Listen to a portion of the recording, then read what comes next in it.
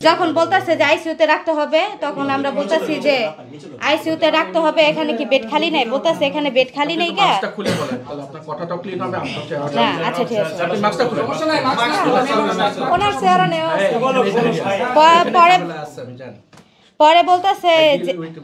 পরে বলতাছে এখানে যে আইসিইউ বেড খালি নাই। তো আমরা তখন আমি বলতাছি, কান্নাকাটি করতেছি যে বেড খালি নেই, এখন কি করবো হ্যাঁ এটা বলছে। তখন ওই লোকেরা, ওই যে টলির লোকেরা বলতেছে যে আপা আমাদের এই জায়গায় একটা বিএনকে হসপিটাল আছে, এখানে নিয়ে আসেন, এখানে কম খরচে আপনারা চিকিৎসা পাবেন ভালো। তাহলে আমি বলতেছি যে কম খরচে, আচ্ছা ভাই আমি তো চিনি না, আমার একটু নিয়ে যান। অ্যাম্বুলেন্সে করে আমার নিয়ে আসছে। তারপর আসার পরে বলতেছে যে আমি আসার পরে বলতেছে যখন টিকিট কাটলাম তখন বলতেছে হ্যাঁ লোকজন ছিল, হ্যাঁ ড্রাইভার হ্যাঁ হ্যাঁ আছে, বাহিরও ধারে ছিল, আমি অনেকক্ষণ ফলো করছি।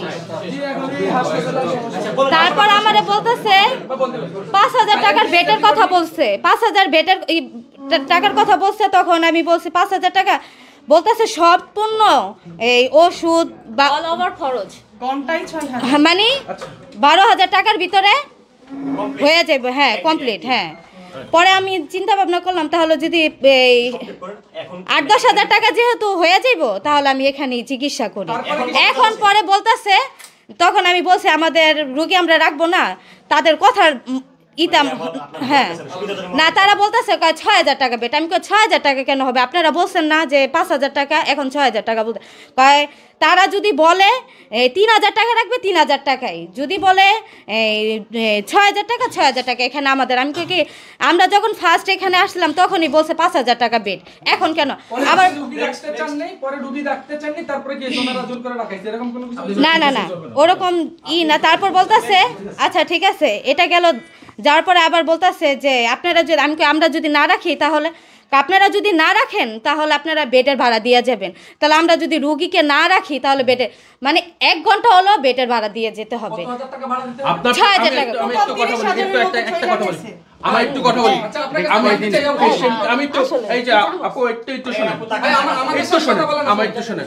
আপনার পেশেন্ট কি এর মধ্যে কি আইসিইউতে চলে গেছে? জি আইসিইউতে কি তাকে রিসিভ করা হয়েছে পেশেন্টটা? তারা তো বলতেছে যে আমরা আইসিইউতে নিয়ে আইসিইউতে গেছিলেন, দেখতেছিলেন? হ্যাঁ হ্যাঁ হ্যাঁ আপনি আইসিইউতে আছে? হ্যাঁ হ্যাঁ এখন আছে।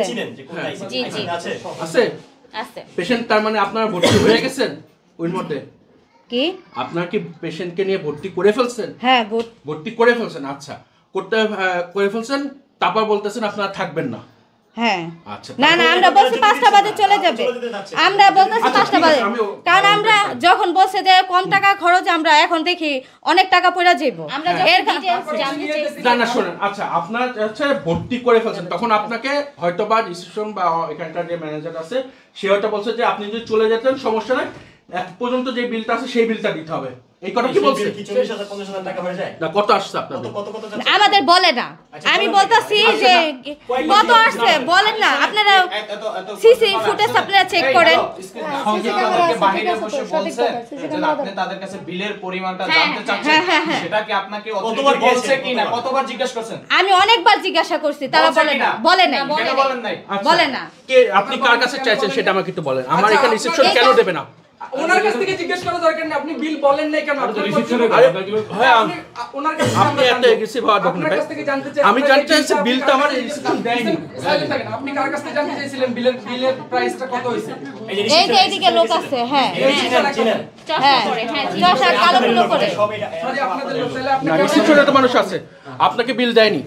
না বলতেছে হ্যাঁ আমি অনেকবার চাইছি, আপনারা কেন ভাইরা আপনারা বলতেছে এখন না এখন না পরে বাড়াই। হ্যাঁ মানে আমরা জানতে চাইছি ঠান্ডা মাথায়, কিন্তু উনি উত্তেজিত হয়ে যাইতাছে। কে? আমি সেই লোক, আমি তো আপনার এইটার আমি সিসিটিভি ফুটেজ দেখবো যে কে উত্তেজিত রিসেপশন। আমি চলে যাব আপনারা যদি মানে এই বিলটা বলেন না কেন আপনাদের?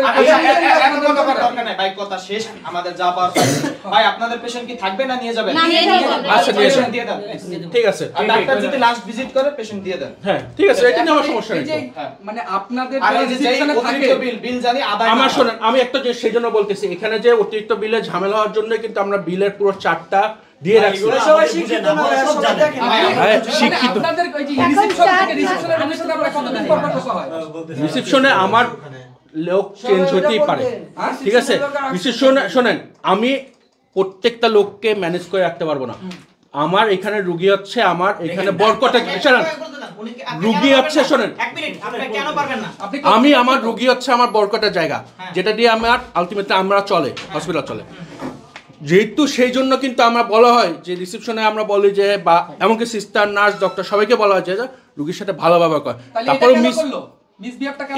আমি বলি আপনারা বাণিজ্য করেন, লাশ নিয়ে বাণিজ্য করা হয়নি। আজকে যেটা এটা আমরা না আসলে আপনারা দিতেন না ভাই। বললাম তো আমাদের সিকিউরিটি দেখেন আপনারা কি কথা বলছেন? আচ্ছা আপনার পরিচয়টা জানান, আপনি কে? আপনার নাম কি? ডক্টর নিয়াজ, শেষ করুন না। ডক্টর নিয়াজ ব্যাংক হসপিটালের চেয়ারম্যান। হ্যাঁ, ডক্টর নিয়াজ, হ্যাঁ, ব্যাংক হসপিটালের চেয়ারম্যান। এবং ঠিক আছে, আপনার তো আসলে আমার মনে হয় সবকিছুর উত্তর পাইছেন, নাকি আরো কিছু উত্তর বাকি আছে?